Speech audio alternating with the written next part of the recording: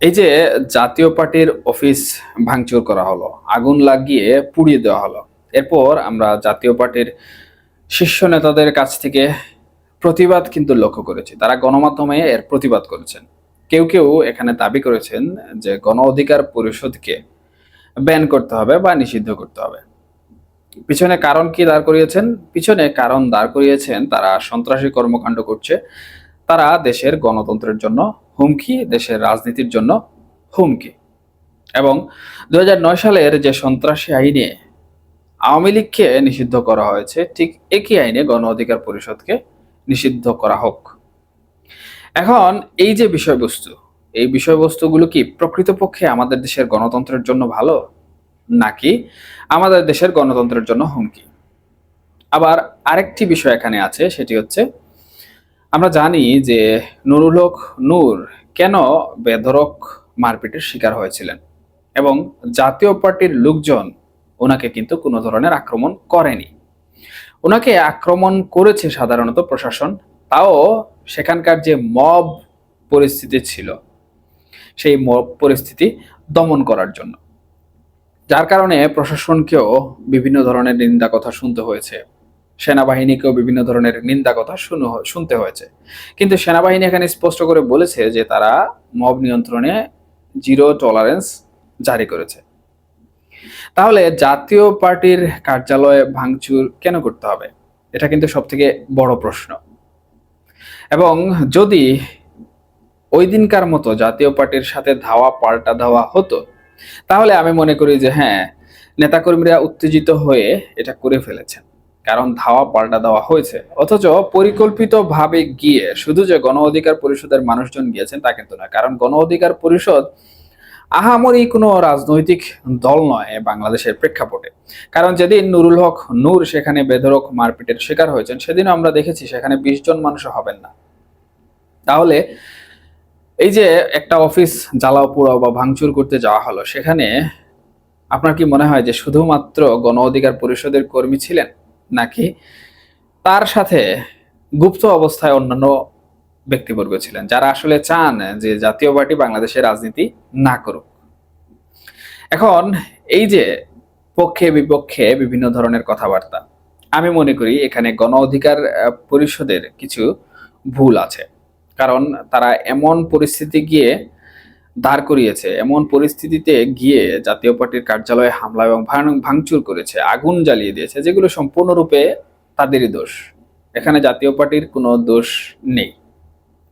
এটা সহজ এবং সাবলীল। তাহলে সরকারের কি করা উচিত? সরকারের এই বিষয়টি আমার মনে হয় যে কঠোরভাবে দমন করা উচিত।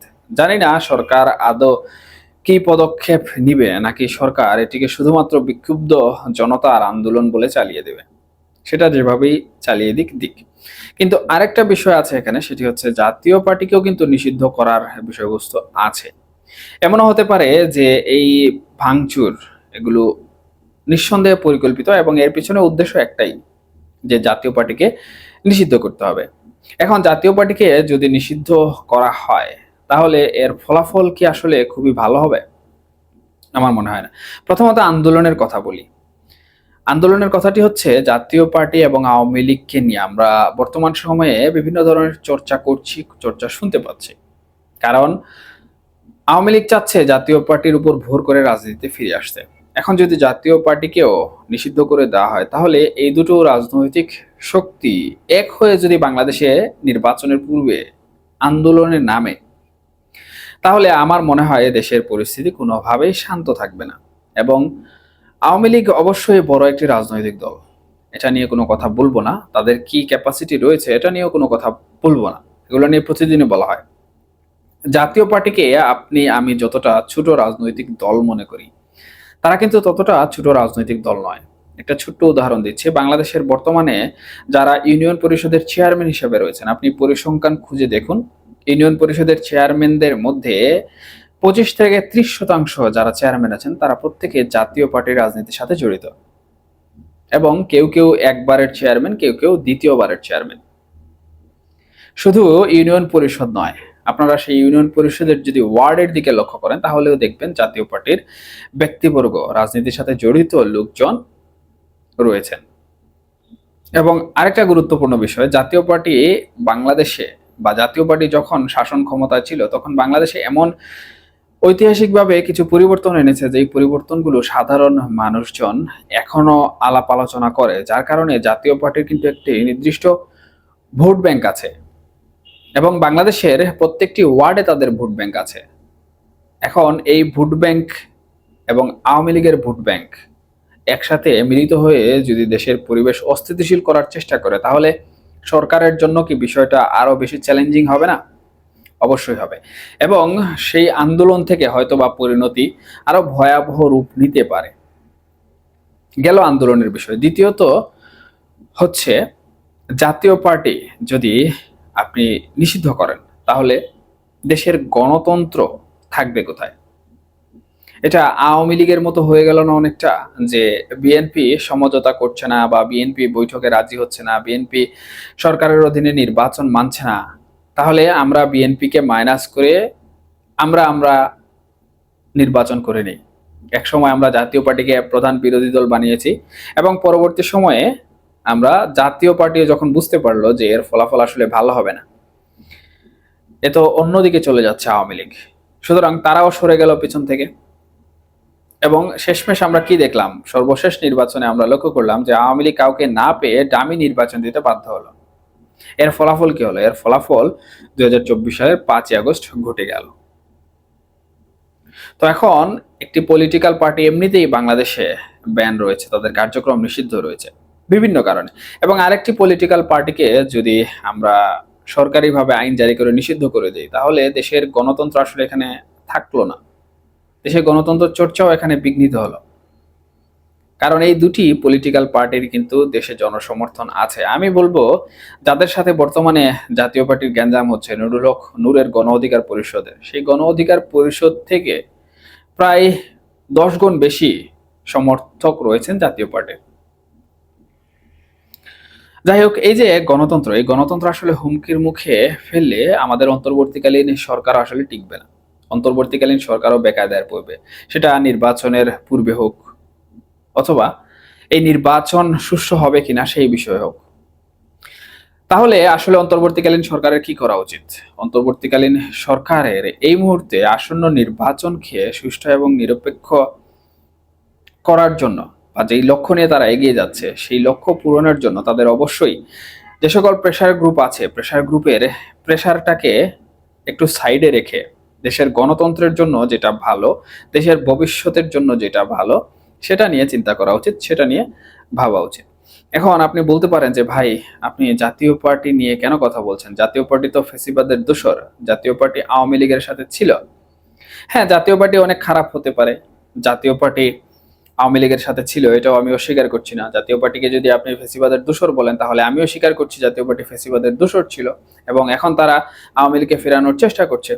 তাই বলে দেশের যে মোটো রয়েছে, মূল ভিত্তি রয়েছে গণতান্ত্রিক বাংলাদেশ, এই গণতান্ত্রিক বাংলাদেশকে তো এভাবে আসলে ডুবে যেতে দেওয়া যায় না, তাই না? এখন জাতীয় পার্টি আওয়ামী লীগকে নিষিদ্ধ করে দিলে শুধু থাকলো বিএনপি এবং জামাত, এবং এই দুটি রাজনীতি দিয়ে বা এই দুটি রাজনৈতিক দল দিয়ে কি আদৌ আমাদের দেশ যে গণতান্ত্রিক দেশ সেটিকে প্রকাশিত হবে? আমাদের নির্বাচন কি প্রশ্নবিদ্ধ হবে না? অবশ্যই হবে। সুতরাং আমি এখানে গণতন্ত্রের কথা বলছি, আমি এখানে বাংলাদেশের ভবিষ্যৎ নিয়ে কথা বলছি। আর আরেকটি কথা বলি, সেটি হচ্ছে আমরা যে কারণে জাতীয় পার্টিকে বিভিন্ন ব্যক্তিবর্গ ফেসিবাদের দোসর বলে থাকি বা জাতীয় পার্টি প্রতিবাদ করেনি কেন আওয়ামী লীগের দুঃশাসনের বিষয়ে, এটা নিয়ে প্রশ্ন তুলে থাকি। আমি আমার ছোট্ট মগজে যে বিষয়টি বুঝতে পারে সেটি একটু প্রকাশ করছি, এবং সেটি হচ্ছে এখানে জাতীয় পার্টি যদি না থেকে অন্য কোনো রাজনৈতিক দল থাকতো, তাহলে তারাও আওয়ামী লীগ কর্তৃক যে অফার দেওয়া হয়েছিল যে প্রধান বিরোধী দল হওয়ার প্রথম নির্বাচনে, তখন ওই রাজনৈতিক দলও কিন্তু এটা মেনে নিত। জামাত যদিও তখন রাজনীতিতে প্রকাশ্যে ছিল না, সুতরাং জামাতের সাথে এই বিষয়টা যাবে না। এবং জামাতের সাথে আরেকটি বড় দ্বন্দ্ব রয়েছে স্বাধীনতা বিরোধী ইস্যু নিয়ে আওয়ামী লীগের সাথে, এবং আওয়ামী লীগ বিগত যে শাসনামল ছিল সেই শাসনামলে স্বাধীনতার পক্ষের শক্তি হিসাবে একচেটিয়াভাবে প্রভাব বিস্তার করেছে এবং জামাতকে স্বাধীনতা বিরোধী শক্তি হিসাবে সমাজে সবসময়ই সামনে সারিতে রেখেছে। তো জাতীয় পার্টিকে প্রথম নির্বাচনে প্রস্তাব করা হয়েছিল যে আপনারা প্রধান বিরোধী দল হয়ে যান। এখন এই ধরনের একটা সুবর্ণ সুযোগ কোনো রাজনৈতিক দল কিন্তু এড়িয়ে যাবে না। এখানে অনেকেই প্রশ্ন করতে পারেন যে বিএনপি কেন গেল না। বিএনপি তো আসলে জাতীয় পার্টির মতো নয়। বিএনপি আরো বড় রাজনৈতিক দল, তাদের যথেষ্ট ভোট ব্যাংক আছে 260-70 আসন সংসদে পাওয়ার। জাতীয় পার্টির সেটা নেই, সেই হিসাবে জাতীয় পার্টি বিরোধী দল হয়েছিল। এখানে জাতীয় পার্টির সমপরিমাণে যে সকল রাজনৈতিক দল আছে যদি থেকে থাকতো, তাহলে তাদেরকে অফার করলে তারাও প্রধান বিরোধী দল হতো। বিএনপির সাথে সমঝোতা হয়নি, বিএনপি নির্বাচন বয়কট করেছে। কিন্তু পরবর্তীতে জাতীয় পার্টি যখন দেখলো যে আওয়ামী লীগ অন্যদিকে নিয়ে যাচ্ছে পরিস্থিতি, তখন কিন্তু জাতীয় পার্টি আওয়ামী লীগ থেকে সরে গেল এবং জাতীয় পার্টিও আমরা দেখলাম বিভিন্ন ইস্যুতে খন্ড খন্ড হয়ে গেল। এখনো জাতীয় পার্টির অনেক নেতা আছেন যারা আওয়ামী লীগকে সহ্য করতে পারেন না। শেখ হাসিনার নাম শুনলে যাদের গায়ে হাত পায়ে কাঁপুনি উঠে, কিলবিল কিলবিল করছে যে তারা শেখ হাসিনাকে এই মুহূর্তে যদি পান তাহলে কিছু না কিছু অঘটন ঘটিয়ে দেবেন। এমনকি শেখ হাসিনার আত্মীয় স্বজনের মধ্যে এমন ব্যক্তিবর্গ আছেন যারা এই পরিস্থিতিতে বর্তমানে রয়েছেন, কারণ তাদের রাজনীতি, তাদের জীবন সবকিছুই আওয়ামী লীগের কারণে ধ্বংস হয়ে গেছে। তো এই যে একটি বিষয়, এই বিষয়টি যখন জাতীয় পার্টি বুঝতে পারলো, তখন কিন্তু জাতীয় পার্টি আওয়ামী লীগের কাছ থেকে সরে গেল এবং এক সময় তারা নির্বাচনে কিন্তু চায়নি। সর্বশেষ নির্বাচন লক্ষ্য করুন, তারা কিন্তু নির্বাচনে যায়নি, যার কারণে আওয়ামী লীগ কিন্তু নিজেদের মধ্যে ডামি নির্বাচন দিতে বাধ্য হয়েছিল। সুতরাং এখানে আমি মনে করি যে বিষয়টির জন্য সবাই জাতীয় পার্টিকে ব্লেম করছে, জাতীয় পার্টিকে বিভিন্ন ধরনের কথা শোনাচ্ছে, এই বিষয়টি আসলে একটু কনসিডার করা যেতে পারে এবং তাদের যে করা ভুল আছে সেই ভুল শুধরানোর সুযোগ হয়তোবা দেয়া যেতে পারে। এবং এই সুযোগটি দিলে আমার মনে হয় যে গণতন্ত্রের পথে কোনো ধরনের বাধা আসবে না। না হলে দেশের রাজনৈতিক পরিস্থিতি আমরা যেভাবে ভাবছি যে আমরা স্বৈরাচার মুক্ত হয়েছি, ফ্যাসিস্ট মুক্ত হয়েছি, ভুট চুরদের দখল থেকে আমরা মুক্ত হয়েছি, আমরা কিন্তু সেই একই পথে হাঁটছি। আমাদের রাজনৈতিক ভবিষ্যৎ আরো খারাপের দিকে যাচ্ছে, আমাদের গণতন্ত্র ধ্বংসের দিকে যাচ্ছে। আশা করি যারা কর্তাধর্তা আছেন তারা এই বিষয়গুলো ভাববেন, ভেবে সিদ্ধান্ত নেবেন। আর যদি তারা না ভেবে সিদ্ধান্ত নেন, তাহলে আমি হলফ করে বলতে পারি যে আগামীর যে রাজনীতি আছে বাংলাদেশে, সেই রাজনীতি আরো কঠিন হবে, আরো ধ্বংসময় হবে। আল্লাহ আমাদের সবাইকে বুঝার তৌফিক দান করুক।